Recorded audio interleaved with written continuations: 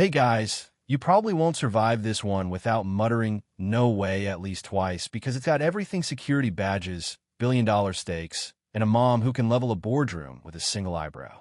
So, before you get comfortable, take a moment to like the video and subscribe, but only if you genuinely enjoy what I do here. And hey, drop your location and local time in the comments. I want to see where you're listening from. The first thing people hear is the sharp click of gold beads as Zora's braids whip forward. Her small frame spun around under the grip of Officer Mercer. The terminal's fluorescent glare makes his badge glint like a challenge coin, his fingers resting just on the edge of pain just enough for control. Two more officers step in, walling her off from the Sunday bustle. There's a weird ritual to it. Passengers freeze mid-step. Smartphones rise like periscopes. Strangers' eyes magnetized by the sight of three uniforms circling an 11-year-old in a cardigan. Zora's voice is thin but trained. "I didn't do anything. My mom is right over." But Mercer cuts her off, tossing suspicious activity into the air loud enough for gawkers to catch. And because historians still argue whether tone matters more than words, you can almost hear the narrative solidify before anyone checks a fact. Somewhere past gate C42, Elise is mid-call about a multi-billion-dollar investment, heels ticking the marble like a metronome, when her gaze locks on that unmistakable braid pattern in the crowd. The phone hits the floor crack, slide forgotten. She's already moving, that clipped hospital stride that's made interns scramble for decades. "Take your hands off my daughter." Now, it's not loud, but it slices through the concourse. Mercer doesn't blink, doubles down with a "ma'am, step back," the kind that shrinks most people. Elise isn't most people. She's got 20 years of making neurosurgical calls with lives in the balance. And right now her scalpel is language, each word sharp enough to peel paint. Marcus arrives next, a wall in motion, sliding between Zora and the officers, the air between them buzzing with something primal. Around them, cameras zoom. A woman in a "nevertheless," she persisted. T leans in for a better angle.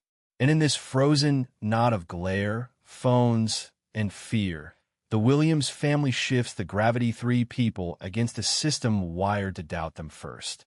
The crowd's hum thickens as Captain Reynolds' Aerovessel tan pepper hair, posture of a man who's had to mop up other people's messes before. One sweep of his gaze takes in the ring of onlookers, the phones aimed like a battery of tiny satellites, the girl pressed against her mother's side. He already knows this is the kind of scene that blooms into a headline before lunch. Elise doesn't give him time to frame it as a misunderstanding.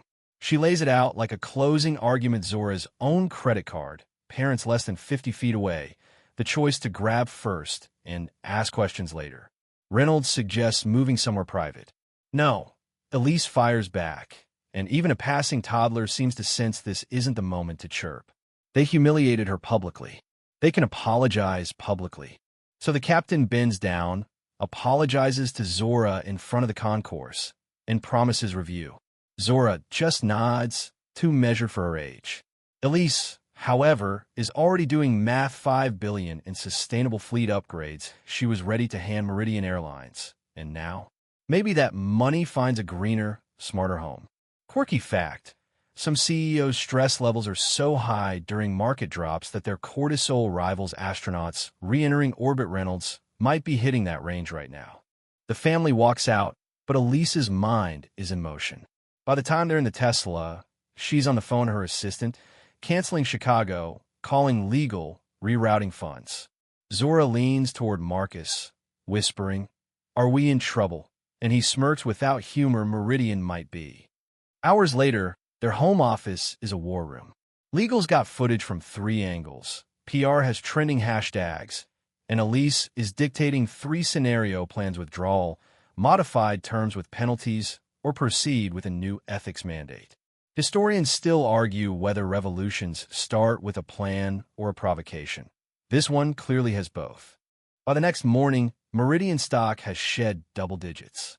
Their board chair is on the line at 6 a.m., offering an apology, proposing an expanded deal: same $5 billion sustainability project, plus $50 million for bias training, a passenger rights office, an independent review board with a Williams Foundation seat. Zora sits beside her mom on the 2 p.m. call, listening to seasoned executives tread carefully. Watching Elise's face foretells like it's the finals of a chess match. Elise finally speaks, conditions clear, veto power for the board, demographic data on all past incidents, and the officer's permanent removal from any passenger-facing role. On the other side of the screen, suits shift in their chairs, realizing this isn't a box to check, it's a new operating manual. The board chair nods slowly, promising to review each condition with counsel, while the CEO's smile looks like it's been stapled in place. Zora doesn't say a word, but her gaze stays locked on the screen, memorizing the way power moves when it's tied to both money and principle. Elise doesn't soften. She thanks them for their time, says they'll await a revised contract, and ends the call with the click of someone who's hung up on senators before. When the screen goes dark, the room exhales.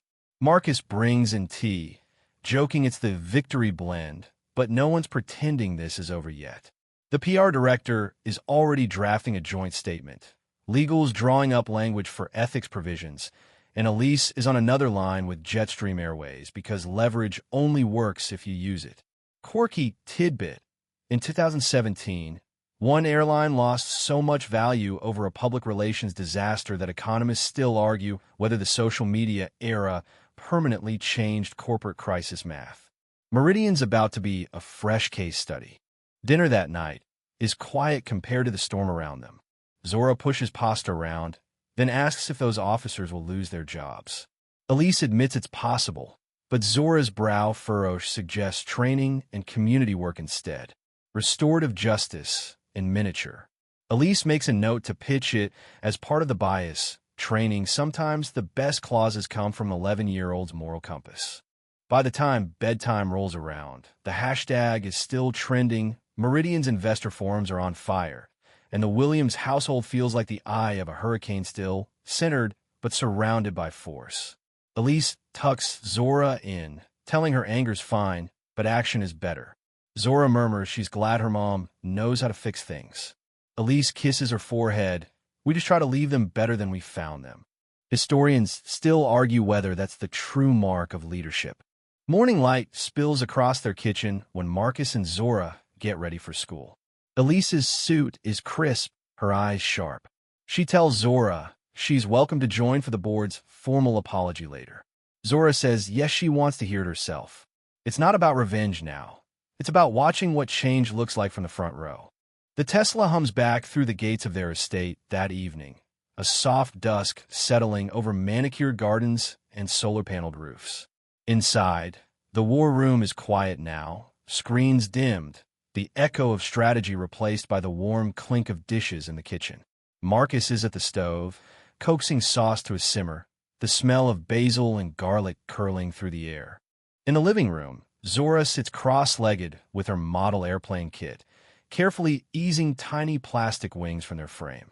Her fingers are steady, her focus absolute maybe because she knows the world outside this room isn't always steady at all. Elise watches from the doorway, her own shoulders finally dropping, letting the day's tension drain away in slow increments. They eat together without rush, the conversation wandering from quantum physics to what dessert might justify breaking their no-sugar-on weeknights rule. The phones stay face down, the news cycle pauses for an hour, and the world's noise recedes. Later, as Zora drifts towards sleep, Elise stands by the window, looking out at the dark line of trees.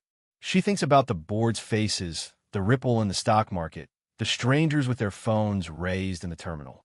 And she thinks about her daughter, and how one frightening moment became a lesson neither of them will forget. There's a comfort in the quiet knowing the storm was met, in believing the next one could be faced too.